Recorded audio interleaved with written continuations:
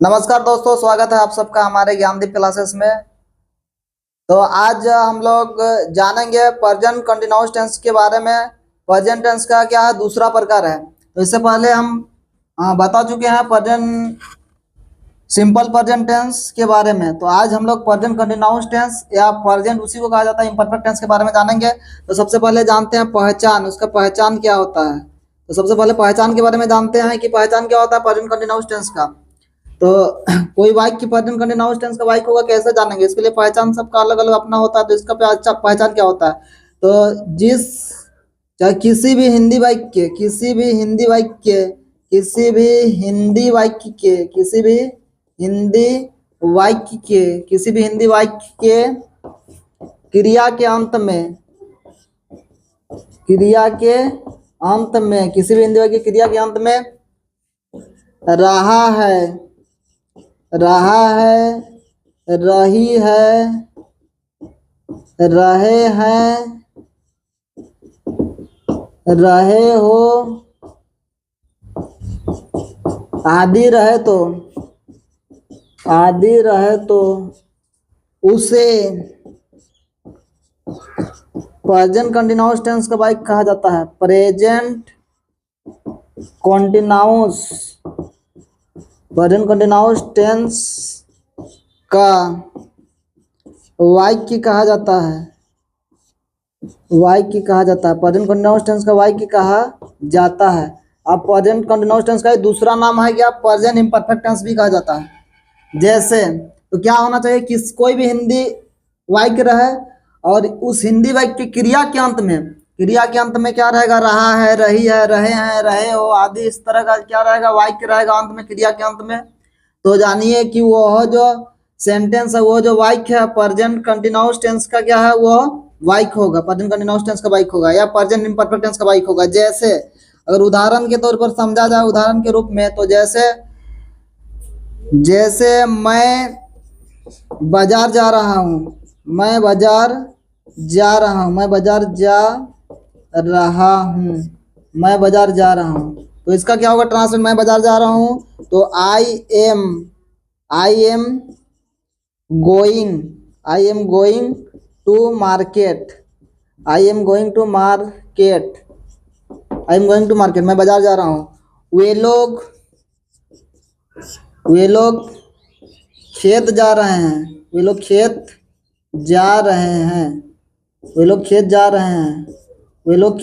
हैं। तो इसका ट्रांसलेट अंग्रेजी में होगा, दे आर गोइंग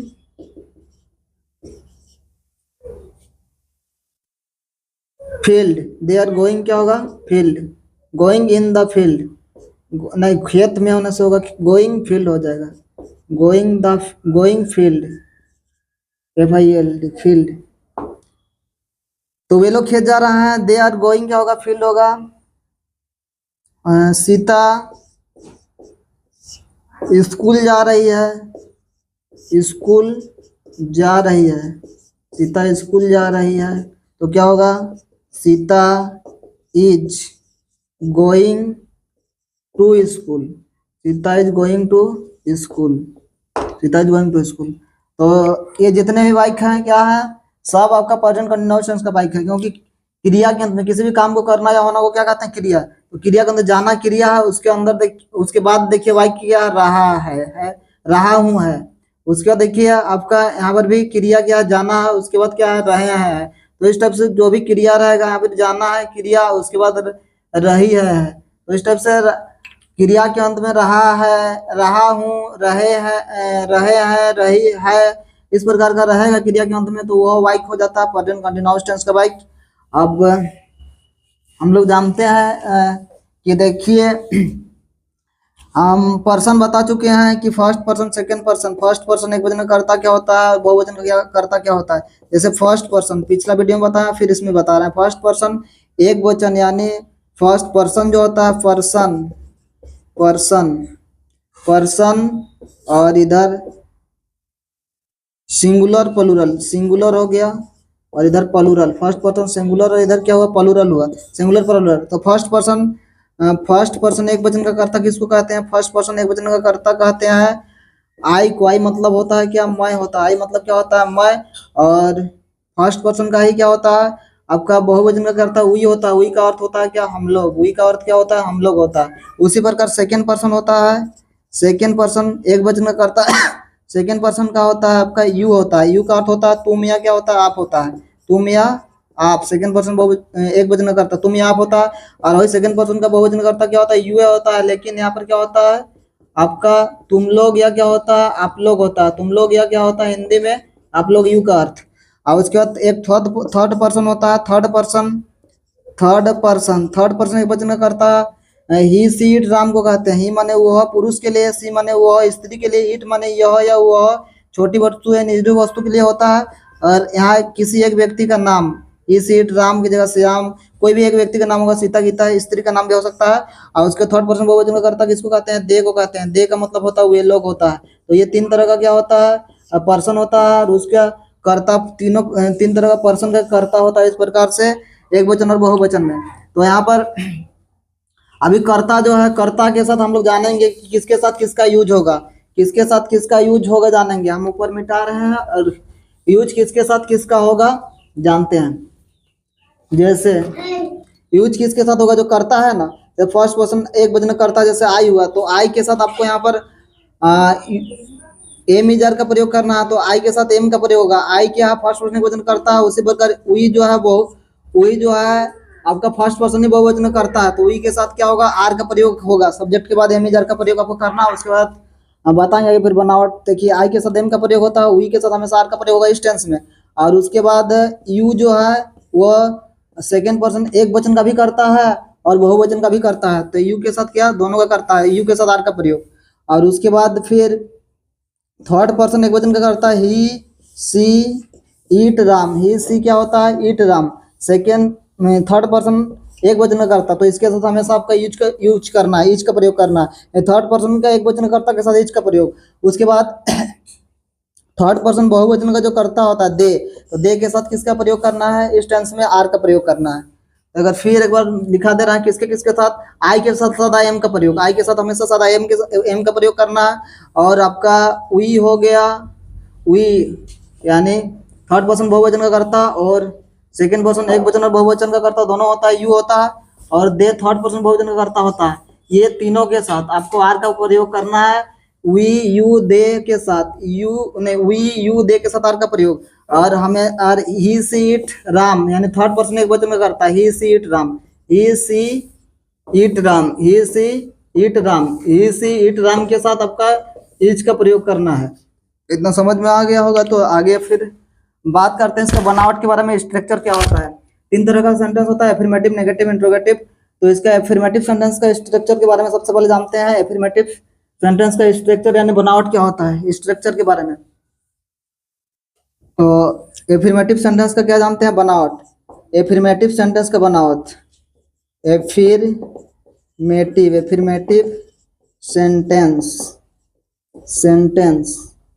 का बनावट, एफर्मेटिव सेंटेंस का बनावट। एफर्मेटिव सेंटेंस का बनावट, एफर्मेटिव सेंटेंस को ही आपका हिंदी में कहा जाता है आपका सकारात्मक वाक्य, यानी सकारात्मक वाक्य का क्या बनावट, या एफर्मेटिव सेंटेंस का बनावट। तो क्या होता है सकारात्मक वाक्य या एफर्मेटिव सेंटेंस का बनावट। तो सबसे पहले आपको सब्जेक्ट लिखना पड़ेगा, सब्जेक्ट प्लस आपका लगेगा एम इज आर, ये सब्जेक्ट के अनुसार एम इज आर का प्रयोग करना है। तो सब्जेक्ट प्लस एम या इज आर का प्रयोग करना है, plus verb one plus I N G. यहाँ डायरेक्ट वर्ब फॉर भी लिख सकते हैं, verb one plus I N G का जगह वर्ब फॉर भी। वर्ब का चौथा रूप में क्या होता है, क्रिया का जो मूल रूप होता है उसमें आई एन जी लगा हुआ रहता है। तो subject plus am is are plus verb one plus I N G plus क्या होता है, ऑब्जेक्ट होता है। तो ये क्या हुआ आपका एफर्मेटिव सेंटेंस का बनावट हुआ। तो एफर्मेटिव सेंटेंस का वाक्य कुछ उदाहरण देते हैं एफर्मेटिव सेंटेंस का वाक्य का। तो एफर्मेटिव सेंटेंस का वाक्य जैसे होगा, जैसे मैं रांची जा रहा हूँ, मैं रांची जा रहा हूँ, मैं रांची जा रहा हूँ, मैं रांची जा रहा हूँ, मैं रांची जा रहा हूँ। तो मैं रांची जा रहा हूँ तो क्या होगा, I am going to Ranchi, I am going to Ranchi, I am going to Ranchi. देखिए यहाँ जो बनावट है उसी के अनुसार, और अपने से कुछ नहीं करना है। जो स्ट्रक्चर होता है उसी स्ट्रक्चर के अनुसार क्या करना है आपका, जिस चीज का यूज करने बोला उसका यूज करना है, प्रयोग करना है। जैसे सबसे पहले सब्जेक्ट लिखना, सब्जेक्ट मैं हुआ, मैं का आई हुआ, उसके बाद एम इज आर का प्रयोग करना था, एम आई जे आर, तो सब्जेक्ट आई के साथ हमेशा एम का प्रयोग होता है, तो एम का प्रयोग किए। और उसके बाद क्या बोल रहा है कि verb one plus I N G, तो वर्ब का पहला रूप होता है, वर्ब यहाँ जाना गया होता है गो, उसमें आई एन जी जोड़ दिए, गोइंग हो गया। और टू रांची, जब एक जगह से दूसरी जगह जाते हैं तो उसके बीच टू लगाते हैं। जैसे आप लोग जानते हैं गाड़ी सब में भी सवार कहीं से जहाँ से जाता है उसमें लिखा हुआ रहता है। जैसे टाटा से रांची जाने वाली गाड़ी में लिखा हुआ रहेगा टाटा टू रांची, आपका टाटा टू क्या लिखा हुआ मिलेगा, टाटा टू क्या रांची, मतलब टाटा से रांची क्या होती है, वो चलती है गाड़ी। तो एक जगह से दूसरे जगह जब स्थान परिवर्तन होता है तो यहाँ टू जोड़ना पड़ता है, यानी गोइंग टू रांची, मतलब आप कहीं से घर से चाहे कहीं से क्या जा रहा है, रांची जा रहा है, एक जगह से दूसरी जगह स्थान परिवर्तन, वैसे टू का प्रयोग करना पड़ता है। तो समझ गया। और उसके बाद फिर बताते हैं, बच्चे बच्चे फुटबॉल खेल रहे हैं, बच्चे फुटबॉल खेल रहे हैं, बच्चे फुटबॉल खेल रहे हैं, बच्चे फुटबॉल खेल रहे हैं, बच्चे फुटबॉल खेल रहे हैं, तो क्या होगा, the children, the children, the children are playing football, playing, the children are playing क्या होगा, फुटबॉल होगा, the children are playing football, बच्चे फुटबॉल खेल रहे हैं।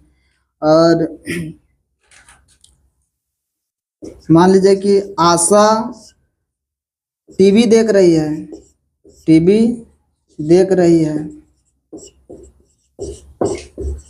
आशा टीवी देख रही है, तो इसका ट्रांसलेट हो जाएगा क्या, Asha is, Asha is seeing, seeing, see में क्या होगा, आईएनजी लगेगा, सीइंग, सीइंग टीवी, टीवी का टीवी लिख सकते हैं या टेलीविजन लिख सकते हैं, टीवी, आशा इज सीइंग क्या, टीवी।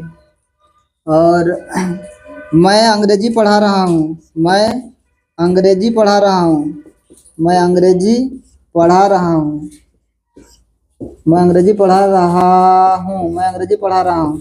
तो इस बात का ट्रांसलेट क्या होगा, मैं अंग्रेजी पढ़ा रहा हूँ, तो एम आई एम पढ़ाना का होता है teaching, I am teaching, I am teaching English, I am teaching क्या होगा, इंग्लिश, मैं अंग्रेजी पढ़ा रहा हूँ। ऐसा एफर्मेटिव सेंटेंस का क्या होगा, आपका ट्रांसलेट होगा। तो ये एफर्मेटिव सेंटेंस हुआ। अब जानते हैं स्ट्रक्चर, हम एफर्मेटिव सेंटेंस का स्ट्रक्चर हो गया, सब्जेक्ट प्लस एम या आई, सब्जेक्ट प्लस एम या इज या are plus verb one plus I N G plus subject. अब नेगेटिव सेंटेंस का बात करते हैं, नेगेटिव सेंटेंस। तो नेगेटिव सेंटेंस का बनावट, नेगेटिव सेंटेंस का बनावट NEGATIV, negative sentence, negative sentence, SENTEN sentence, sentence, sentence, ठीक है। Negative sentence, negative sentence, negative sentence का बनावट, नेगेटिव सेंटेंस का क्या बनावट, तो नेगेटिव सेंटेंस का बनावट क्या होता है, तो सब्जेक्ट प्लस एम या इज या आर, सब्जेक्ट प्लस एम या इज या आर प्लस यहाँ जोड़ना पड़ेगा केवल नोट, सब्जेक्ट प्लस एम या इज या are plus not plus verb one plus I N G plus क्या ऑब्जेक्ट। ये नेगेटिव सेंटेंस का क्या हुआ, बनावट हुआ, सब्जेक्ट प्लस एम या इज या are plus not plus verb one plus I N G plus object. जो एफर्मेटिव सेंटेंस होता है, एफर्मेटिव सेंटेंस का वाक्य में ही अगर नहीं जोड़ दिया जाता है तो नेगेटिव सेंटेंस बन जाता है। जैसे मैं प्रतिदिन, मैं प्रतिदिन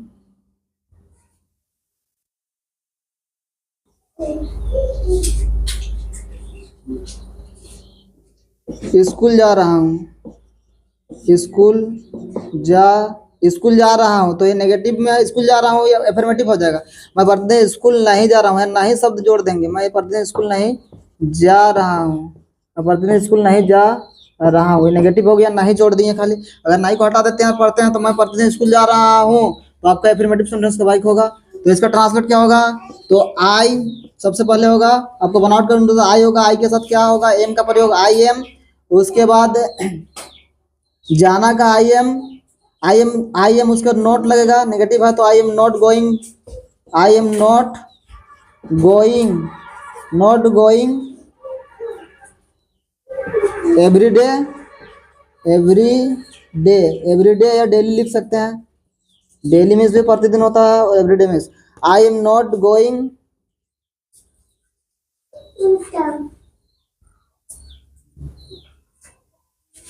I am not going school, I am not going daily school.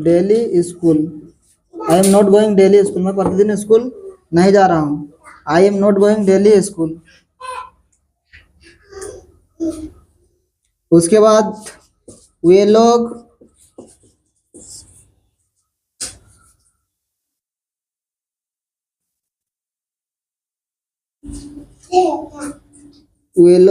खेत नहीं जा रहे हैं, खेत नहीं जा रहे हैं,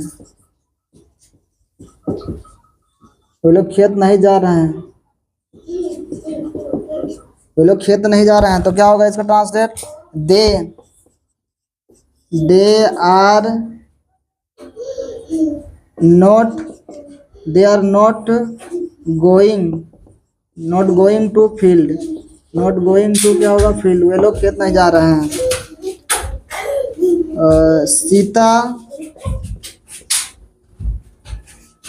पाठ नहीं लिख रही है, सीता पाठ नहीं लिख रही है, सीता पाठ नहीं लिख रही है, सीता पाठ नहीं लिख रही है, सीता पाठ नहीं लिख रही है। तो हो जाएगा Sita is not writing, Sita is not writing a lesson, not writing a lesson.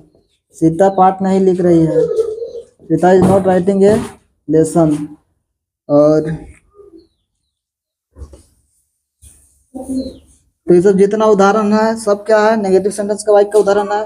तो आप फिर जानते हैं एफर्मेटिव सेंटेंस, नेगेटिव सेंटेंस हुआ। अब इंट्रोगेटिव सेंटेंस का बनावट क्या होता है?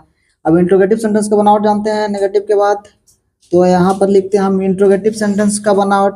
Interrogative, intro INTERROGATIV, interrogative sentence, interrogative sentence का बनावट। ठीक है, इंट्रोगेटिव सेंटेंस का बनावट। तो इंट्रोगेटिव सेंटेंस का बनावट क्या होता है? तो इंट्रोगेटिव सेंटेंस में सबसे पहले क्या होगा?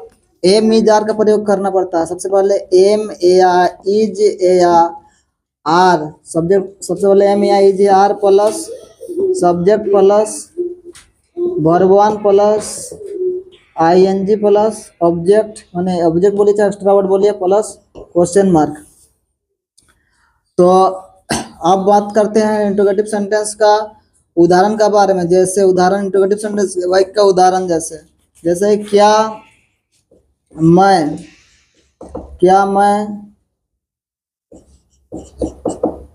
अंग्रेजी पढ़ रहा हूँ, क्या मैं अंग्रेजी पढ़ रहा हूँ, क्या मैं अंग्रेजी पढ़ रहा हूँ। तो इंट्रोगेटिव सेंटेंस का वाक्य हुआ, क्या लगा हुआ रहेगा। जो एफर्मेटिव सेंटेंस का वाक्य होता है उसमें क्या लगा देने से इंट्रोगेटिव सेंटेंस बनता है। तो क्या मैं अंग्रेजी पढ़ रहा हूँ, तो इसका होगा ट्रांसलेट क्या? सबसे पहले क्या होगा? एम, आई के अनुसार, सब्जेक्ट के अनुसार क्या होगा आपका? एम इज आर का प्रयोग शुरू में होगा। तो मैं है इसलिए क्या होगा? एम होगा पहले, एम। उसके बाद आपको क्या लिखना? आई हमेशा सदा बड़ा ही लिखा जाता है, कैपिटल में लिखा जाता है हमेशा, बाद में चाहे पहले है। तो एम आई क्या होगा? उसके बाद सब्जेक्ट हो गया am is are, am I G R के बाद क्या? सब्जेक्ट हो गया प्लस भरवान। तो भरवान यानी भर्व जो है क्या? पढ़ना। पढ़ना का में क्या होगा? ING लगेगा। तो क्या होगा? पढ़ना का इंग्लिश रीड होता है तो रीडिंग। तो एम आई रीडिंग क्या होगा? English. Am I reading English, क्या मैं अंग्रेजी पढ़ रहा हूँ। एम आई रीडिंग क्या होगा? इंग्लिश होगा, एम आई रीडिंग इंग्लिश। उसके बाद क्या बच्चे खेल रहे हैं, क्या बच्चे खेल रहे हैं, क्या बच्चे खेल रहे हैं। अंत में प्रश्नवाचक चिन्ह लगेगा। हिंदी वाक्य के अंत में भी प्रश्नवाचक चिन्ह लगता है, यानी क्वेश्चन मार्क हिंदी वाक्य और इंग्लिश वाक्य के अंत में भी क्वेश्चन मार्क लगता है। ये पहचान होता है इंट्रोगेटिव सेंटेंस का। क्या बच्चे खेल रहे हैं, तो क्या होगा? क्या बच्चे खेल रहे हैं। सब ये बच्चे के अनुसार, सब्जेक्ट के अनुसार क्या लगेगा? एम इज आर का प्रयोग। तो बच्चे के अनुसार क्या लगेगा? आर द क्या होगा? चाइल्ड। आर द चाइल्ड नहीं, चिल्ड्रेन होगा। बच्चे हैं तो बहुवचन, बच्चा का बहुवचन क्या होता है? चिल्ड्रेन होता है। बच्चा का बहुवचन बच्चे हिंदी में, और इंग्लिश में चाइल्ड का बहुवचन चिल्ड्रेन। तो आर द चिल्ड्रेन प्लेइंग, क्या बच्चे खेल रहे हैं। आर द चिल्ड्रेन क्या? प्लेइंग, क्या बच्चे खेल रहे हैं। क्या तुम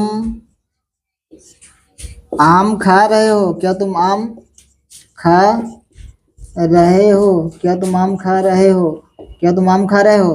तो इसका ट्रांसलेट क्या होगा, यहाँ तुम है, तुम का यू होता है, उसके अनुसार एमएज कर का प्रयोग, तो यू के साथ आर का प्रयोग होता है, इसलिए क्या होगा सबसे पहले आर का प्रयोग। तो आर का सब्जेक्ट आर यू, उसके बाद खाना का क्या होता है eating, EATING, eating are you eating. और क्या होगा मैंगो, ईटिंग और मैंगो या मैंगो, ईटिंग और मैंगो लिखिए चाहे मैंगो लिखिए, क्या तुम आम खा रहे हो। तो ये इंट्रोगेटिव सेंटेंस का क्या हुआ, वाई को है सब जितना। अब फिर एक वाई के बारे में जानते हैं, और एक तरह का इंट्रोगेटिव सेंटेंस होता है जिसमें बीच में क्या, कब, कैसे, कौन, कहाँ रहता है, वो वाला। और एक टाइप का इंट्रोगेटिव सेंटेंस वाला भाई इसमें शुरू में क्या रहेगा, उसमें बाद बीच में रहता है।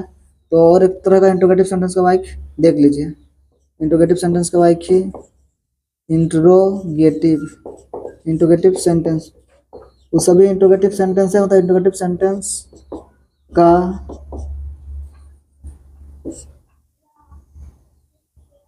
इंट्रोगेटिव सेंटेंस, इंट्रोगेटिव सेंटेंस देखिए, इंट्रोगेटिव सेंटेंस क्या, व्हाट वाला इंट्रोगेटिव सेंटेंस का प्रयोग, प्रयोग लिख देते हैं इंट्रोगेटिव सेंटेंस का प्रयोग। जैसे व्हाट, व्हाट मीन्स क्या होता है, व्हाट, वेयर मीन्स कहाँ होता है, वेयर, व्हाट, वेयर, व्हाट या वेयर या हाउ या वाई या व्हाट या व्हेन, व्हेन माने क्या होता है कब होता है, ये सब का प्रयोग। तो व्हाट या वेयर या हाउ या वाई या व्हेन होता है इस सब में पहले, प्लस उसके बाद आपका होगा आपका एम या इज या आर, एम या होगा इज या आर, एम या इज या आर होगा, प्लस सब्जेक्ट होगा, plus verb plus I N G plus object या एक्स्ट्रा वर्ड, और अंत में क्वेश्चनवाचक प्रश्नवाचक चिन्ह होगा। इसका बनावट इस टाइप से होता है इंट्रोगेटिव सेंटेंस का प्रयोग वाला भाई, जिसमें व्हाट, वेयर, हाउ, व्हाई का प्रयोग होता है। जैसे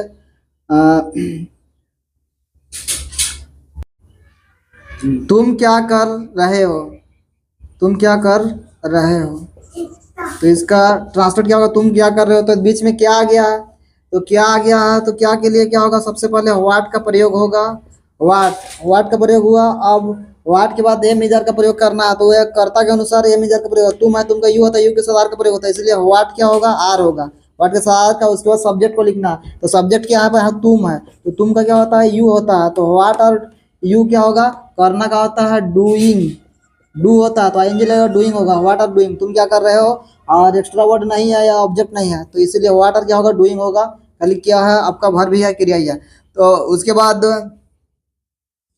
वे लोग रांची कब जा रहे हैं, वे लोग रांची कब जा रहे हैं, वे लोग रांची कब जा रहे हैं, तो वे लोग रांची कब जा रहे हैं, कब का क्या होगा, सबसे पहले वेन होगा, और वेन हो गया, उसके बाद वे सब्जेक्ट के अनुसार क्या होगा, एमएचआर, वे लोग का क्या होता है, दे होता है, दे का साथ आर का प्रयोग, तो वेन आर क्या होगा, when are they, when are they. उसके बाद जाना का गोइंग, गोइंग टू क्या होगा, Ranchi, where are they going to Ranchi, वे लोग रांची कब जा रहे हैं। और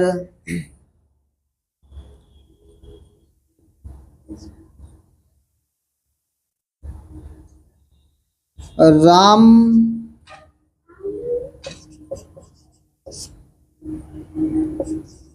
क्यों पढ़ रहा है, राम क्यों पढ़ रहा है, राम क्यों पढ़ रहा है, तो राम क्यों पढ़ रहा है, तो क्या हो जाएगा, राम क्यों पढ़ रहा है, तो क्यों का वाई होगा, वाई, और उसके अनुसार सब्जेक्ट के अनुसार क्या आपका होगा, एम इजर का प्रयोग, सब्जेक्ट राम है, राम के अनुसार क्या हो, इज लगेगा, तो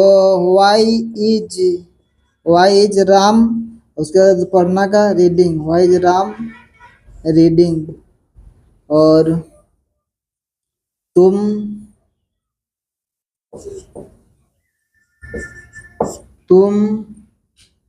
कहाँ रह रहे हो, रह रहे हो, तुम कहाँ रह रहे हो, तो क्या होगा आपका कहाँ है, तो कहाँ के अनुसार क्या होगा, वेयर, और यहाँ पर तुम है सब्जेक्ट, सब्जेक्ट के अनुसार एम इज आर का प्रयोग, तो सब्जेक्ट यू होता है, तुम का यू के साथ आर का प्रयोग, यू के साथ आर का प्रयोग होता है, तो वेयर क्या होगा आपका वेयर के बाद आर, वेयर आर, तो subject you, where are you.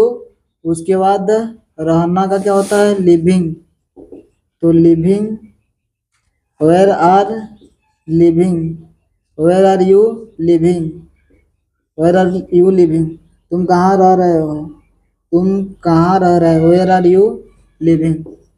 तो चलिए प्रेजेंट कंटिन्यूअस टेंस के बारे में आज हम लोग जाने। और ये वीडियो आप लोगों को कैसा लगा, अगर अच्छा लगा तो आप लोग लाइक, कमेंट, सब्सक्राइब, शेयर जरूर करें और अगला वीडियो बनाने के लिए हमें प्रेरित करें।